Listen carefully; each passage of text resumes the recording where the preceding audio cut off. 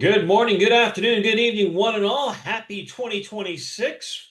I'm Rustin Edwards, based in frigid Geneva, with my tropical co-host, Mr. Matt Stanley in Dubai. Happy Happy New New Year. Year. Happy New Year. Christ. Um, I mean, it feels like I don't know, it feels like the year has already been about 9 months with what's happened so far. Jesus Christ. I mean, yeah. Anyway, Happy New Year. I hope everyone had a good one. Back at school. Mom and Dad can't wait for the kids to go to school again. Whatever the song lyric is from. Ah, yes, that's the classic lyric from It's beginning to look a lot like Christmas. Yes. They're back. The kids are back. It's quieter. And then you do that thing where you're like, oh shit, I miss the kids. And then you pick them up and you're like, actually, they're really annoying most of the time. But as long as they're okay and they're safe and, anyway, Happy New Year 2026, the year of the horse, Yes, the flaming horse, the which flaming horse. if you look at how the year has started, yeah, the horse is trotting pretty hard right now. It's on a full gallop. Well, yeah, and that's something that I put on my commentary yesterday, but I've got to be a little bit careful with what I say. But what did I say yesterday? Year of the horse. Oh no, hang on. What day is it today? It's Wednesday today.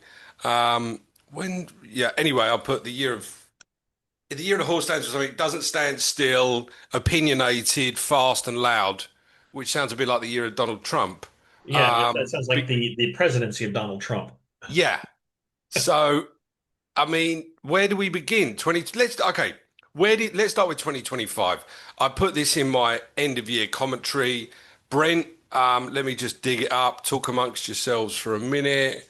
Can I Well, I can share my say, well, here screen? we are, 2026, Brent just below $60 on the front month, 59.99, Yeah, kind of bouncing around $60 at the moment. Structure still backwardated in the front.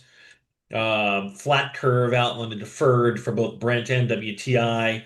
Product cracks a bit weaker today, which is kind of surprising with all the cold air and cold weather in Europe with negative degree temperatures. Like I said, here in Geneva, we're -7 today, right now, going up to a high of 0. Uh, and everywhere. My phone's charging, but I was like -9 in London this week. I mean, geez, I mean, you can take your -9 and keep it, but it's pretty chilly here today. It's 24 and sunny. oh, 24. Oh my God, my heart bleeds. You're wearing your thermal shorts? Yes, but you can't see them, and I will not be standing up, so don't worry about it. Let me just, I think it was down 18% last year. Brent Yes. opened at 74.50, closed at around 61.10. I mean, this week we've largely been trading around that, but it just seems like we'll get onto the whys and wheres in a minute, but it just seems like oil markets are starting the year with a lot of fear about there being too much oil, and 60 looks extremely fragile. Yes, I mean, I would agree with that. I mean, with all the analytical firepower being thrown at the stock builds, the EIA and the IEA both showing over 3 million barrels of potential builds. I believe your analytics at Kepler also have a fairly high number of stock builds at least for Q1, Yeah, especially as we start getting into the refinery turnaround season for the spring. I mean, there could be a fairly large overhang, and that basically predicts why OPEC is holding keeping its powder dry at the moment, because I'm sure they're waiting to see exactly how much crude builds up and where does it build up. I mean, if you're looking at 3 million a day, that's 270 million barrels of crude that's got to show up somewhere. yeah. If it's not floating storage, it's going to be somewhere in tank. Now, yeah, I think the biggest problem people have with the overhang is what type of crude is it? Is it commercially tradable crude or is it sanctioned crude? Yeah, well, this is it, isn't it? I mean, let me show you what our supply and our S&D balance looks right now. You can see this, yeah? Is it loading? It's loading. Hello? It's loading. There There you you are. go. Booyah! Here's our global S&D balance. This is for more or less everything right now. We update that 3 times a month. But look, you can see, so this is from Q4 last year. This has been, I don't know if it's been locked in yet, but October had 3.5 a day, 3.4 a day. And then this is where we are Q1. And actually, if you look at the forecast, it's come off quite a bit. Um, we're still seeing the seasonal lull in a deficit, excuse me, in Europe, especially. And I can break it down as you can see, but supply, where is supply up here? Look, I mean, it's just on an upward, Trajectory. yeah. So yeah, look, month on month, year on year, up 5%. We've got global supply. Um, but yeah, you're right though. The problem was at the end of last year, as we come into the end of Q4, everyone saw that there was going to be a build in stocks, but was it oil that people could buy? Right? Yeah. It's not just China and India going to buy and save the day about what material they can buy from Russia. Actually, let's just go into that because I wanted to see. I haven't seen this for a while. Well, I mean, I think it was, the last number I saw from Clyde Russell was that roughly it's about 500,000 barrels a day of what China has been storing. And that's been fairly consistent since the earlier part of 2025. Yeah. My guess is they probably will continue with that pattern going here into 2026, just because, if they've got the space to put it and it's relatively cheap, why not? Well, quite. It's just how much more. I think the question is that people have got is um, how much uh, how much space is there? Yeah, Which is and that is a big question mark because nobody really has access to how much SPR storage is there in China. right, exactly. That's the part. Can you see my screen, by the way? Just Yeah, yes, okay. perfectly good. Right. So it's a bit slow today. Maybe the feds are listening. Um, if we look at, say, let's say buyers for the time being. So you can see Nayara are obviously still very much active, more active than they were a year ago. Where are we now? We've done Nov Deck. Actually, Deck volumes are way down, 24,000 barrels a day. We only got 1.35 million barrels a day of Russian oil going into India compared to 2 million in March. Year on year was a change like 1.5. I mean, look, it's not off a cliff, is it? But you can see the people who are not buying it have been Hindustan MRPL, which are both state-owned companies, aren't they? Reliance, where are they in the buying pool? Deck, nothing. It's the first time for a long, long time. So you can sort of see middle of October, which is down here, 514,000 barrels a day, 250 and then zero. I mean, I don't know if we can actually look at that where into Reliance. Can we go that far? Don't, let's go into Jamnagar refinery, imports from, and then split that by uh, origin countries. So you look at Russia here. Um, numbers were pretty steady.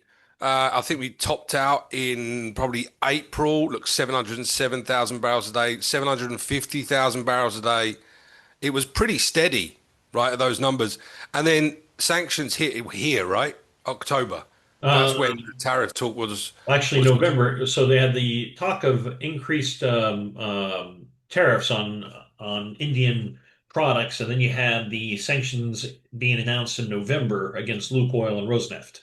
right. Okay, yeah, and that's when the tariff talks were talking. He's still, I think there was another threat yesterday. But let's Yeah. just see who's picked up market share. Iraq, you can see there. Saudi's pretty steady. US, there you go. I wonder why he's talking about tariffs because the US in January have gone from 196,000 barrels a day in December to 316. So there's a 30-40% increase. We can do predictive as well. Well, but Um, if you look at the barrels that were, so the barrels that arrived in December were loaded most likely in October. Because yes. remember, it's about a 4.5, 5 week voyage to get from the U.S. to India. Yeah, and you go into our predictive. These are actuals, right? This is what we've got actuals. This is our predictive. So you look at the Russian barrels here. I'll just click on that because there's a lot of these barrels that sort of we've got Jamnagar as the final destination, but actually it's like the Sikka area. That's what the captain puts in on his A or her AIS. But no, material is still moving. But it does seem to be Saudi's picking up a lot in deck, but the states seem like the main benefactor. Venezuela exports. We will talk about that in a minute because we've done well to go 10 minutes and not discuss Venezuela yet, Edwards. Colombia, there's another one. Talk amongst yourselves. And oh shit, Mexico. Are these four? What we're going to do? We'll have to talk about them in a minute.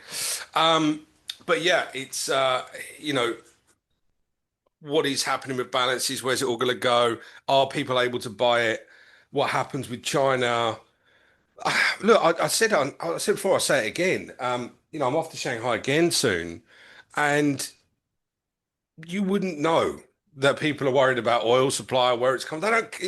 It's like the last thing on anyone's mind about where the oil comes from. As long as the oil's there, they don't care. As long as the refineries can run. Honestly, there's no issue or talk about or sanctions or tariffs may mean that screw is not being turned if you go into China itself. And I think that's going to be a big thing to watch going forward. Like all this pressure that's happening on how China can buy their oil, it's yielding not much from China.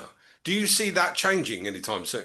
No, I don't, because you have to have those relief valves. Otherwise, you could have some real serious consequences in the marketplace. So, I mean, China could probably continue to buy Russian crude because they don't recognize any of the sanctions that have been placed on by the EU, the US, um, or the UK. They're not UN sanctions. They are, and even China says, "Oh, we only recognize UN sanctions." Well, Iran's been sanctioned by the UN, and they still take Iranian crude. Uh, Right. so Yeah. it's a bit of they'll do what they need to do to satisfy their needs, and they'll find the best price to do it. Yeah. Look, I mean, Oil will always find a way. there you go. It took you a while. It's, what we 11 minutes into a new episode, and it's taken you a while to say your favorite Goldblum quote. Look, this is our arbitrage tool. I know I'm showing a lot on Kepler here, but to put what Russ is saying into context, this is a barrel of crude going east anywhere in the world, right? Let me just close this down because it's distracting me. Um, so the east is Ningbo, grades from anywhere. So a barrel of Urals on a Suezmax or an Aframax via the Suez Canal in March lands at minus 20. Esbo lands at minus 570. SBL, I forget where that is. Help? Where is SBL? Oh, Hang on, is it Siberian Light? Hang on. Yes. Sheshkaris. Well, you know that. Come on, geography man. SBL, I'm gonna have to look exactly what that means. I think it is a Siberian Light. It's Russian, whatever it is. Let's go back into the arb tool here. Just put in east. You can see the difference on a monthly basis on how cheap Russian oil is versus the next grade. Let's use April because March is largely done with anything coming from the States. The delta there is $16 a barrel for China to buy I mean, this is quite a heavy sour barrel, right? The Access West and the Cold Lake and Maya. If you wanted a medium sour, like a like for like on Urals, where hang on, load, talk about yourselves. thinking. Come on. Do I like that crude? Do I like this crude? Yes, the That feds shit. are watching. They are listening. There we go. Right, so Urals minus $20 on a Suezmax, and then you probably is Espo in here? We haven't got done it. Espo's working right now. It's Ningbo, but the next barrel is a barrel of Arab Heavy, medium sour, Basra medium. It's a $20 delta, a $20 a barrel delta, and it's the same if you're going to go to we take out this and put in West Coast India, which is obviously Jamnagar where we were, or Sikka as a you know Basra medium lands at plus minus 180 versus an Aframax or Urals, there's another $20 difference. When you're talking about net importers of crude oil, of which China and India are number one and number three, that is a shit ton of money, right? I mean, how much? What are China doing? 13 million barrels a day times by $20 a barrel over a month. That is, I can't even fathom how much. Well, sure. And if you take the value of the product cracks on top of that, Yeah. you even have a higher margin when you start refining it. Well, I Now, can do that. We can do that as the well. Go big on. thing that's going to be impacting a lot of the Indian production, it already is impacting the Indian refinery runs and refinery margins, going to be the embargo on Russian origin crude produced products into the EU. Yeah. So all that Russian crude that gets processed by India and by China won't be able to go to the EU market. They'll have to go to other markets to find homes and start competing directly against Russian gas oil and Russian naphtha into the likes of Africa and South America. Yes, but yeah, I agree. And we're doing some research on it right now. The guys in our colleagues my colleagues in India, Sumit Nikhil, the guys. How much of what, say, IOC or MRPL or BP, Bharat Petroleum, how much of what they were importing, Russian crude oil, is exported? Right? That's the thing. Most of that material, I think we've discussed this before, most of the material that is cracked using Russian crude oil, um, it stays domestic. Well, Reliance are the main you exporters. have you have to put that with a grain of salt because to say that okay, this molecule of gas oil came from this molecule of crude, unless you're running 100% of a specific diet, it's very hard to fingerprint crude to product. Even if you say, oh, well, 40% of what we ran is Russian, and that 40% of that product remained in India while the other 60% was exported, that doesn't fly. Okay, we've had this discussion before as well. I agree. Doesn't fly in In the whose eyes of mind? the EU and the EU Right, allowance of Russian product origin.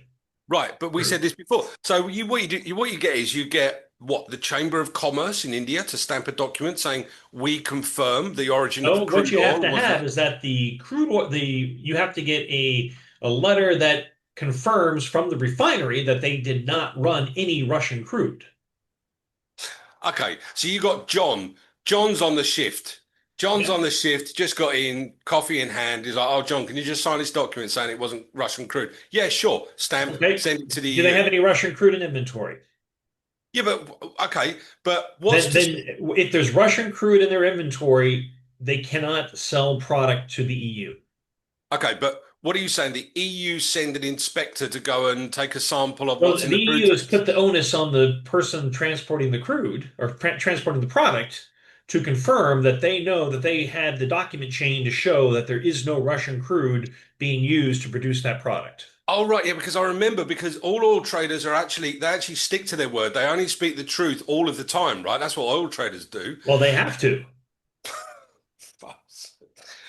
Look, I mean, we're taking the piss out of each other here, I think, but it's somewhere.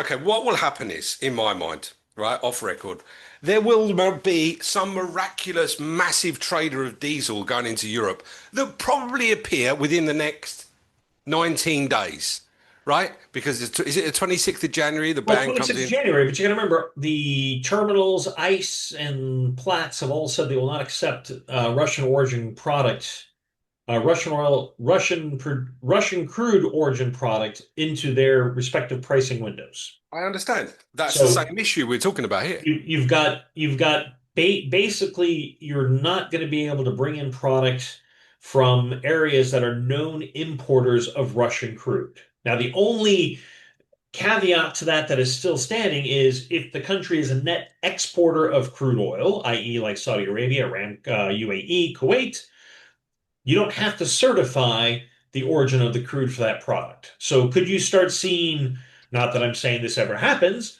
washing happen, say in Fujairah or in the Red Sea, where things become Saudi origin that aren't really Saudi origin or UAE origin, but they're not really UAE origin? That probably could happen. Oh, your skepticism, Edwards. Oh, edible. Um, no, you're right, and it is. Look, we're in danger. We're always in danger of being cancelled, but this is dangerous territory, certainly. But you've said it already. Oil will always find a way. There will always be some new pop up that will suddenly go, "I can do it. I'll do it. I'll take that oil from India to Fujairah and then sell it into Europe," and there will be someone who will buy it. These places pop up all the time. Um, I wonder where are we now? So. the ban comes in on what did we say? The 26th of January, 26th of right? January. And that is it can't have loaded by that time and it can't arrive in the U Well, in the Europe you're not allowed to have it in the EU at that time. at So, any point in tank or anything. yeah, exactly. So anything that is Russian crude produced has probably already made it into the EU and is being consumed right now. Okay. Because when you think about it from a time standpoint, basically I think it was like the last cargo that could have loaded to make it into the EU prior to the ban was mid-December. Okay. All right, I'm just sort of thinking here. There's a cargo apparently on its way of ULSD into Fujairah now, loaded out of Adenal. But that's not an unusual route that. There's usually one a month. Uh that's probably for okay. Look, it's one to keep an eye on. I agree with you. I don't know yet. I don't I, I think it would be very brazen of someone to suddenly go, well, I'll use Fujairah. I just think there's more at risk with Well, how I tight think if sanctions are. I just think it would be very arrogant for someone to just do what they would have done 20 years ago. right. Well, you got to remember this also is just an EU sanction. It's not a US sanction. It's not a UK sanction. It's an EU ruling. So you are only looking at being caught in that EU net. But how much are we talking here? So let's go. If we go EU, let me show you this. Well, So, EU gas oil imports. I mean, how much has EU been importing gas oil from India? well, no, I just mean in general because, oh, hang on, let me just share this. So we go there, share EU 27 imports of gas oil and diesel. Let's get rid of that. And we've got this by origin countries. Let's just do it by total so you can see right now. We've got this in 1,000 barrels a day. Okay, 3 month, about 1.4, 1 point, it was 3 month moving average, 1.4 million barrels a day of gas oil and diesel. That's across sulfurs, right? Yeah. Um, Now we do that by origin countries, and we'll do that for the last 18 months. So Saudi, okay, they're there. US, I mean, it's pretty steady, isn't it? Um, I mean, that's the big one, isn't it? Turkey. Well, Because it's not as big as India though. no, I know, But sorry, I didn't and mean that. Turkey was mainly, Turkey has been focused mainly on Mediterranean regional imports. Because you also have to look at this from the standpoint of what goes into the north, what goes into the south. Yes. No, sure. I didn't mean Turkey are the big ones in terms of volume, but you can see the appetite has waned over the last 4 or 5 months for Turkish origin gas oil into other members under other EU members, purely because Turkey has become a conduit for Black Sea origin gas oil, right? Yes. So okay, so I mean, look, we're talking negligible. Turkey, 47,000 barrels a day. So what is that? 10. That's Well, that's an five cargoes a MR a month. day. How much? An MR a day. I mean, that's No, this is 1,000 barrels, not tons. oh, I'm sorry. I can Yeah, do it in KT. You want it in KT? We only speak in KT here. We're talking 197,000 tons. per month. So yeah, five MRs. Yeah. I mean, that's still a decent short, right? If you're talking about it, I mean, for someone else to pick it up, but you're just talking. Let's do last 2 years. You know, US have benefited, Saudi steady, India, but I mean, it's yeah, it's going to be an interesting one because you know I haven't seen anything from China. Well, you have the others category, which is pretty sizable, but that means that's just small volumes. And again, for China to move barrels all the way around to the to Europe, that's a pretty long haul. Yeah, these are the Um, other ones. So so when sitting, you think of China, China usually ends up shipping a lot of their gas oil into South America. potentially into Canada, South United States, especially now that you've got the two big refineries in California that have shut down. Yeah. That becomes a place where, ULSD into California as well as gasoline into California becomes a bit more strategic for the Chinese refining system. Yeah. I mean, look, there's so much bloody stuff to look at here. It's a nightmare. But look, we can't go any further without talking about what your president, this world's most powerful man, what the fuck he's doing and what's going on. And I saw do you know what? I'm not joking about it, but it's not funny. I saw a great headline of the Times yesterday saying it's not easy being Greenland. That's Kermit the Frog for those who don't know. It's not easy being green. But yeah, I mean, Jesus. I mean, okay, where are we? Let's just recap. So, Friday night, Saturday morning here, the US entered Venezuela, took out some military installations in Caracas, took Maduro, the president of the Republic of Venezuela, and his wife, put them on a boat, then took them on a helicopter and took them into New York, where they're under arrest for narco trafficking, right? Narco terrorism. Yes. And since then, Trump has vowed to put in place who he wants to put in place in power, help Venezuela get out of the issues they're in, reignite the oil industry within the country and rebuild infrastructure.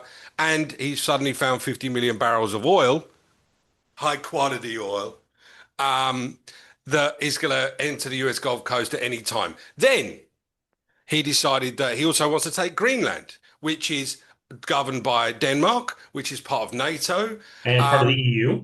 part of the EU, and it's the 7th of January. Hmm.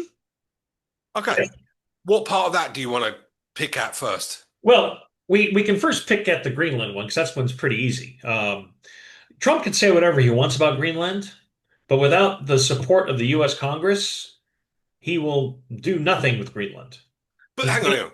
Yeah, hang on, hang on. Sorry. Okay, let's say you're 18, you want to go on your first holiday, and you speak to your mum and dad, and you're like, "Look, I'm not working yet, but I want to go on holiday. Can you give me the money to go on holiday?" Right? And you discuss with your parents first. You Yeah. wouldn't just book a holiday on your mum's credit card you stolen out of her purse and piss off on holiday. Surely Trump would have spoken to Congress and said, "I'm thinking about saying this live on television and on Trump's social, wherever Well, it is." that would have Surely he's been done that. something that was done in a rational point of view because under the U.S. Constitution, Article 2, it's the U.S. Senate which has the rights to enter into treaties and annexations and purchases of property with money that's been allocated by the U.S. House of Representatives in order to ensure that that purchase can go to. The executive branch, which the president is the head of, can make suggestions and enter into discussions, but cannot finalize any of this activity. Now, for him to militarily take Greenland, the U.S. Congress again has to authorize funding for that activity. He just can't direct, under the War Powers Act, he just cannot direct seizing of a piece of land because that is not part of the War Powers Act. So there's a lot of things that people who have not looked at the actual documents that govern the United States about what the president can and cannot do. There's a lot of things he cannot do that Trump says he can do that people just don't do the research on to see what he can and cannot do. So Right, the but whole adventurism about Greenland, the only way that Greenland could legally become a protectorate of the United States is that the Greenland Parliament agrees to a treaty of protection from the United States, but before that treaty can be signed, it has to be ratified by the U.S. Senate as a legal treaty. The but president cannot just enter into a treaty. It is not his remit within the U.S. Constitution to do so. but Denmark currently govern Greenland, Yes, they do. so they would have to agree to They this. would have to agree to it as well. So there is no, I mean, it's a bunch of noise. I mean, and it's a lot of noise where, people are like falling all over themselves, just, oh my God, clutching at their pearls, but how dare he? It's like a huge distraction going on, which doesn't make any real rational sense because there's already a U.S. military base on Greenland, in Greenland. U.S. troops already in Greenland.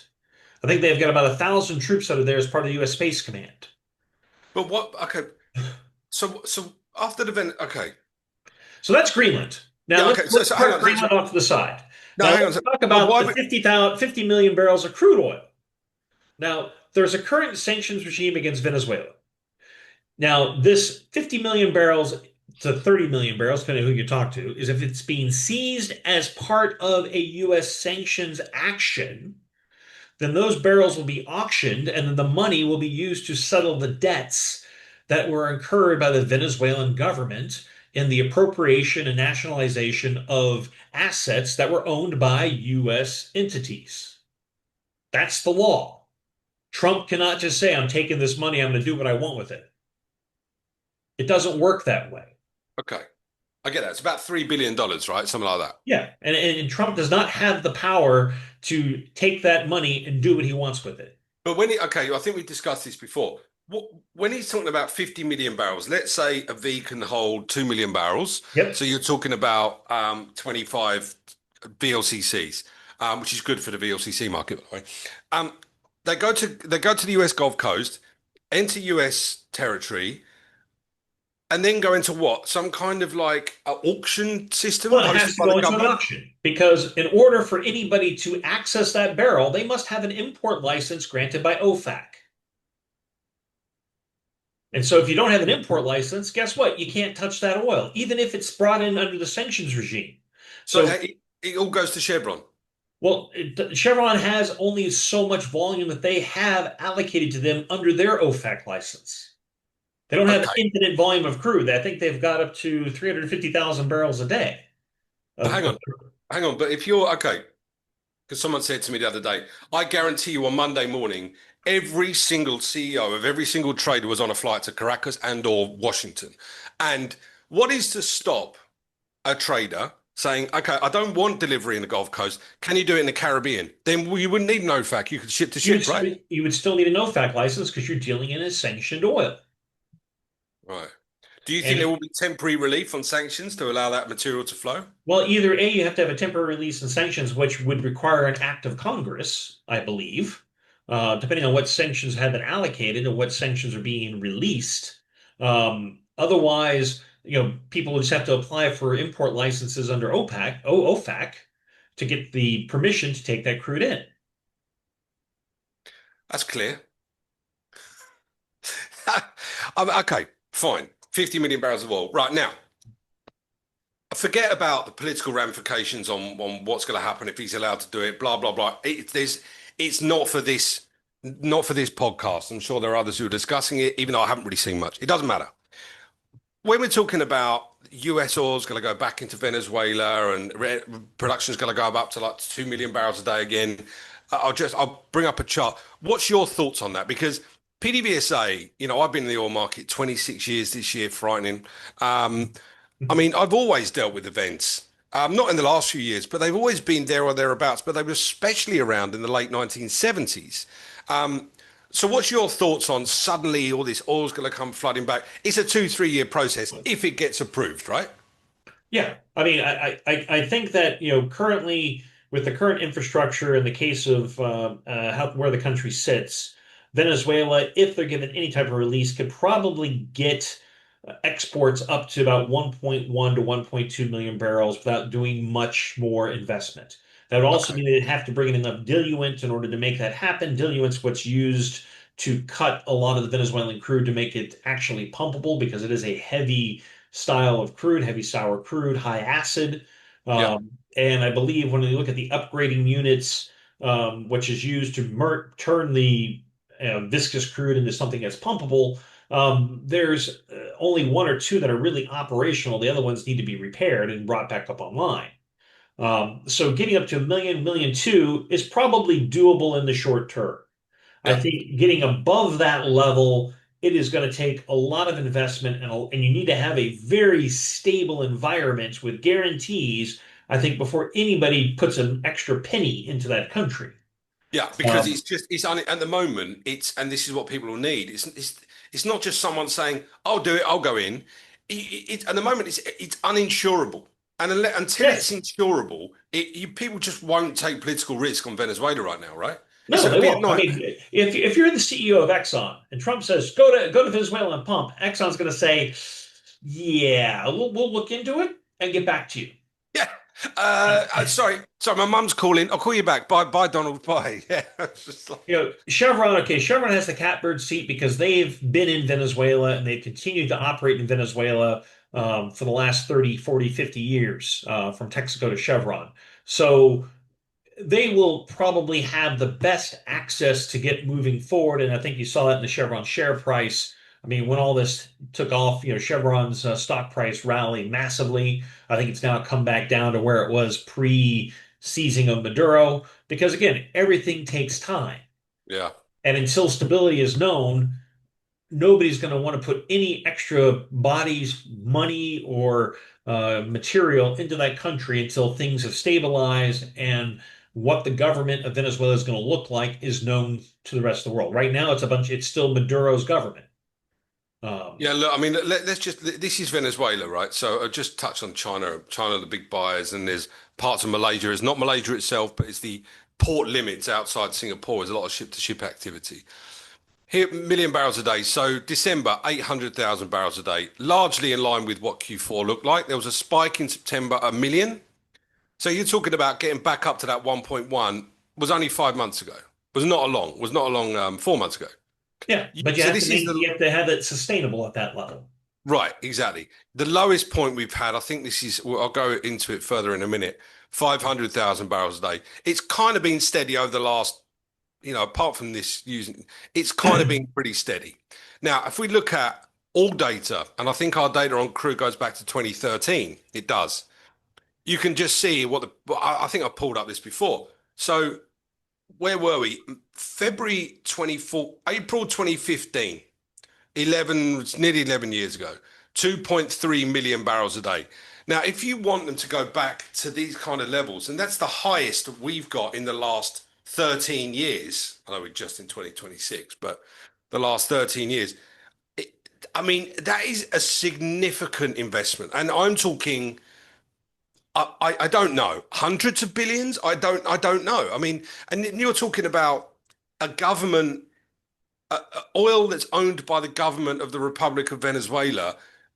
How much of that? I mean, is it like an oil for food program, like the Iraqis during the invasion of the Gulf War? There's so much to sort of talk about that I find it so dismissive of Donald Trump to kind of come to a conclusion already when no one's talked about the fine details. Well, yeah, that is, it's a very classic example of shoot, aim, fire. Um, Yeah. it's he's jumped off the proverbial bridge without a parachute at this point because again there's a lot of things that have to happen in order to make any of this come to fruition. But it's the most powerful country in the world, and I know he's the head of it. He's the president, chief of staff, or whatever you're commander in chief. Sorry, um, it's not just him. There's thousands of people, hundreds of thousands of people behind these kind of decisions. It's a democracy, so surely it can't just be a sort of naive. Oh, there's a bit of naivety that's creeped in because he's gone in and taken the president of a country and now wants to sort of turn it around. There must have been months in the planning this. Well, according to everything that I've read, yes, this whole taking Maduro into custody has been in the planning in the works for a few months. It's not something you just do on a whim. I mean, the buildup of the military presence off Venezuela has been there since what we started doing that in September. And it's been sitting there for 4 months now, 5 months now, and it continues to sit there and it continues to interdict the country. Because remember, nothing's changed from the relationship of U.S. to Venezuela. The sanctions are still in place. Yeah, Maduro's government is still in power. Oh, excuse me. Ah, God pardon bless you. me. God bless you. And so with that, you don't have a change. There has been no change as of yet. So Trump can say whatever Trump wants to say, and he does that. And you have to really think about what he says in relation to what is legally capable from the U.S. president. At this point in time, if the U.S. wanted to do any more in Venezuela, I don't think the U.S. Congress would authorize him the power to do so. Well, because it at this point it's not okay. You've taken Maduro. Now what are you going to do? You're going to have to go. You have to go after Jose Cabero, who is the head of security, infrastructure, and I believe the police of Venezuela, who also has an indictment from 2020 on drug-related charges, and he's probably the worst player in Venezuela. Where Maduro was kind of like the head. I always thought that Caballero was the brains behind the brawn, but he didn't want to be president. But anyway, that's a different discussion to I have don't in know. a few This is all years. really interesting because I'm sure the viewers like, comment, subscribe. Um, I'm sure everyone's kind of scratching their head, and like you said, if it's in the Daily Mail, so it's front page news everywhere, and some people are going. I think the BBC went with a piece where they explained to everyone where Venezuela exactly was. Now, if you're not in the oil space, why would you know geographically where Venezuela sits in South America? But look, but let's wrap up. Venezuela oil exports in September were at the highest since February 2019. So it's clear that there was a path of return gradually because of Chevron, Valero buying stuff, but Chevron with the main license. It's the ambiguity around Greenland is obviously, like you said, it's pretty simple to kind of sum up with him, but he's also made some underhand threats at places like Colombia, which is next door. And if you've got a Which, flotilla of ships, which again, in Colombia, Colombia has been a long-term ally of the United States. U.S. troops operate in Colombia today, and they do training in Colombia today. So it's a bit of a, he's threatening the president of Colombia, who difference between Colombia and Maduro is the president of Colombia is recognized by the most entirety of the world, where Maduro was never recognized as the right? president of Venezuela. When you mean recognized, you mean by a government that he is the leader of the country? Well, by the majority of the countries in the UN. Yeah. I believe Maduro was only recognized by five countries: Russia, China, Iran, Nicaragua, and Cuba. And the EU and the United States, Australia, Japan, yada, yada, yada, never recognized Maduro's win of the election that was contested back in 2024. Right. And Okay. so Well, look, I there's mean, a bit of a difference there. And so for Trump to go after the Colombian president, I would say the US Congress would say, no, no. well, let's see. A week is a freaking long time in this year so far. But look, let's wrap it up. Just above $60 on Brent, looking fragile, loads going on. We'll be back at you next week. We will both be a year older this time next week, Yes, we will. which is frightening. But no, look, good to see you. Happy New Year to everyone. I hope everyone's well. And yeah, look forward to another year at a smoking barrel. Yes, season six kicking off here. Thank you very much for tuning in. I think next week we'll have to talk about Iran. Well, let's see what happens. Just in case you have that in your bingo card. Yeah, Um, yeah, not here, I'm afraid. But click yeah, like, comment, and subscribe, and we will catch you all later. ciao.